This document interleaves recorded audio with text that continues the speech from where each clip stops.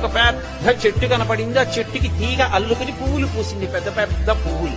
రాముడు చటుక్కున ఆగన్నాడు, లక్ష్మణ చూశావా, నీ చెట్టుకి చెట్టుగా అందం లేదు, ఈ తీగ చెట్టును అల్లుకుంది, అందుకని ఈ చెట్టుకి ఇంత అందం వచ్చింది. నేను చెట్టు లాంటి వాణ్ణి, కానీ నాది కాదు గొప్ప.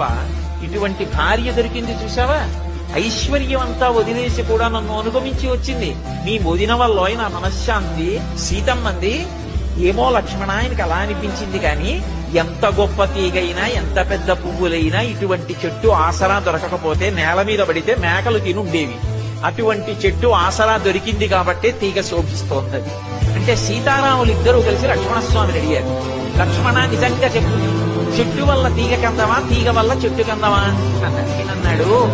చెట్టు వల్ల తీగకో తీగ వల్ల చెట్టుకో నాకు తెలియదు, కానీ అల్లుకున్నటువంటి తీగతో కలిసి ఉన్నటువంటి చెట్టు కింద విశ్రాంతి తీసుకునే అదృష్టం పొందిన బాటసారినైనా నా అదృష్టం.